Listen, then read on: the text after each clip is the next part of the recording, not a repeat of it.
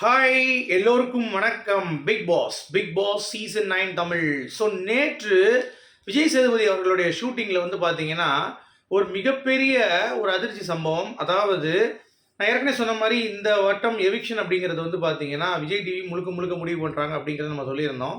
ஆனால் இந்த வட்டம் அவங்களால வந்து பண்ண முடியல ரம்யா காப்பாற்றுறதுக்கு. ஏன்னா ரம்யாவுக்கு எவ்வளோ சலுகைகள் கொடுத்தாங்க பார்த்தீங்களா.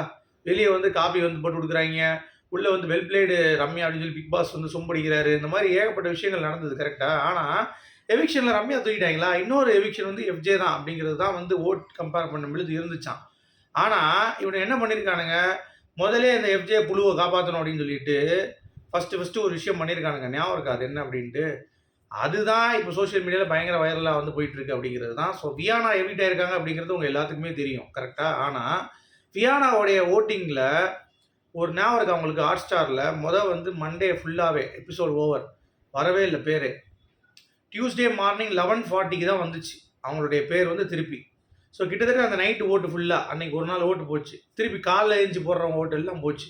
ஸோ அதெல்லாம் வந்து சேர்த்துருந்தோம் அப்படின்னா இந்த புழு எஃப்ஜே வந்து பார்த்தீங்கன்னா என்னால் வெளியே வந்திருப்பான் அப்படிங்கிறது தான் பாயிண்ட்டு. ஸோ எஃப்ஜேவை காப்பாற்றுவதற்காக வியானாவுடைய பேரை கீழே வந்து வச்சிடுறது. ஓட்டிங் போடுறப்ப வியானா வந்து நீங்கள் ஒரு ஸ்க்ரோல் பண்ணால் தான் வியானா தெரியும்.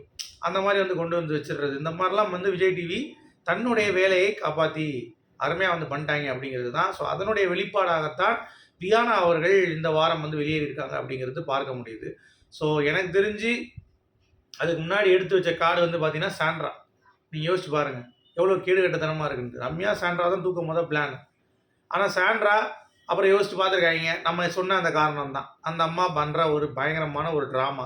சரியா, அவங்க பசங்கள்லாம் உள்ளே போகும்போது விட மாட்டேன்னு சொல்லிட்டு உள்ளே வரும்போது ஒரு நாடகம், வெளியே போகும்போது கன்ஃபெஷன் ரூம்லேருந்து அப்படியே என்னை கூட்டு போயிருங்கன்னு சொல்லி நாடகம் போடுறதும், நான் வரமாட்டேன்னு சொல்கிறதும், அவங்க போன பிறகு திருப்பி டோர் மூடும்போது அப்படியே உள்ளே போய் அவங்களும் குதிச்சிடுறதும், இந்த மாதிரிலாம் பல கண்டென்ட் இருக்குது சாண்ட்ராக்கு. அதனால் சாண்ட்ரா வச்சுட்டு வியானாவை தூக்கிட்டாங்க அப்படிங்கிறது தான் வந்து பார்க்க முடியுது. சரியா, ஸோ இது வந்து ரொம்ப ரொம்ப தவறாக இருந்தது அப்படிங்கிறது தான். ஏன்னா வியானா அவங்க எஃப்ஜே பக்கம் போகாமல் இருந்திருந்தால் இன்னும் கொஞ்சம் ஓட்ஸ் வந்து பார்த்தீங்கன்னா இருந்திருக்கும். ஏன்னா 3-4 வாரம் வந்து வியானா ரொம்ப டாப்பில் இருந்தாங்கிறது எல்லாத்துக்குமே தெரியும்.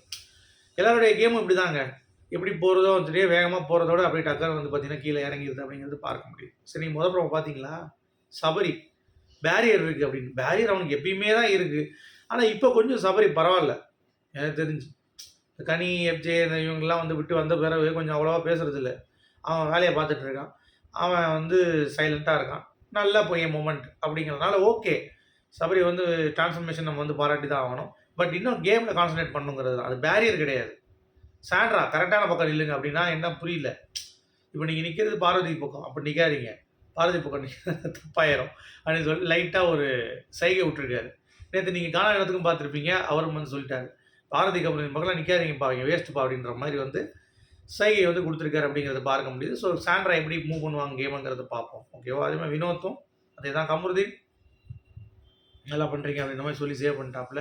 எனக்கு தெரிஞ்சு கமருதீனை சேவ் பண்ணிக்கலாம் சபரியை சேவ் பண்ணதோட. ஏன்னா இன்னும் கொஞ்சம் கான்ஃபிடென்ட்டாக இருந்து வந்து பார்த்தீங்கன்னா வேறு லெவலில் இறங்கி சில விஷயங்கள் செஞ்சுருப்பான் அப்படிங்கிறது பார்க்க முடியுது. ஓகேங்களா? ஸோ எவிக்ஷனில் ரம்யா ஒன்று அது கூட ஓகே. பட் வியானா நம்மளால் ஏற்றுக்கொள்ள முடியாது அப்படிங்கிறது தான். அதுக்கு முன்னாடி எஃப்ஜே வந்து அந்த புழு வெளியே போயிருக்கணும் அப்படிங்கிறத. ஏன்னா ஒன்றுமே பண்ணல அவனும். பெண்களுடைய வாழ்க்கையை வச்சு ஏமாற்றி ஆதிரை வெளியே அனுப்பி வியானா வெளியே அனுப்பி இப்போ அவன் வந்து பார்த்தீங்கன்னா பெரிய இது பண்ண மாதிரி ஹாட் சீட்டில் உட்காந்து சேவ் ஆகிட்டு என்னென்ன பேச்சு பேசுவான் பாருங்க அடுத்த வாரம். இன்னும் அவனுடைய அட்ராசிட்டி இனிமேல் வந்து ஆக முடியாது அப்படிங்கிறது பார்க்க முடியுது. ஓகேங்களா? இது ஒரு பக்கம். இன்னொரு பக்கம் அமித் அஸ் எ கேப்டனா நேற்று செஞ்ச விதம் யாருக்கெல்லாம் வந்து பிடிக்கல. விஜய் சேதுபதி அவர்கள். ஏன்னா அமித் அஸ் எ கேப்டனா பார்வதிக்கு பயஸ்டாக இருந்தாரான்னு கேட்டிங்கன்னா அந்தளவுக்கு கண்டிப்பாக சொல்ல முடியாது. ஒரு சாஃப்ட் கார்னர் இருந்துச்சு. அதுக்காக வந்து வேலையை நீங்கள் பார்க்காம நானே எல்லாத்தையும் எடுத்து போட்டுக்கிறேன் அப்படின்ற மாதிரிலாம் இல்லை. சரியா, பாரதி நீ பண்ணல அப்படிங்கிறத சுட்டி காட்டி கொண்டே தான் இருந்தார். ஆனால் அவருக்கான ஒரு அப்ரிஷியேஷன் அப்படிங்கிறதே வந்து பார்த்தீங்கன்னா மக்கள் வந்து கொடுக்க முடியல. அப்படிங்கிறப்ப எவ்வளோ எஃபர்ட் போட்டாலும் ஒருத்தனுக்கு வந்து ஒன்றுமே கிடைக்கல.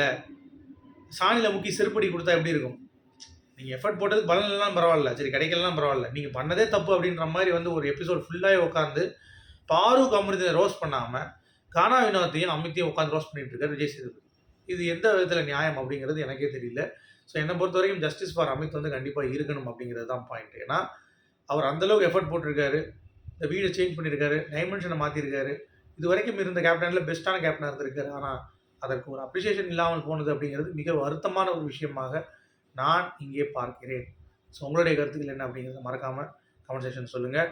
ஸோ மீண்டும் அடுத்த வீடியோ சந்திப்போம். அதுக்கு முன்னாடி இனிமேல் இந்த பார்வதி கம்பெனி ஒரு முடிவு எடுத்திருக்காங்கல்ல, டைமென்ஷன் மாறுமான்னு கேட்டிங்கன்னா அது இப்போ நம்ம சொல்ல முடியாது. நிறைய பேர் அதை கேட்டிங்க, இப்போ நம்ம சொல்ல முடியாது. இந்த வாரம் போகட்டும், போகிறப்ப நம்ம டிஸ்கஸ் பண்ணிக்கலாம். ஓகேங்களா? உங்களுடைய கருத்துக்கள் மீண்டும் சொல்லுங்கள்.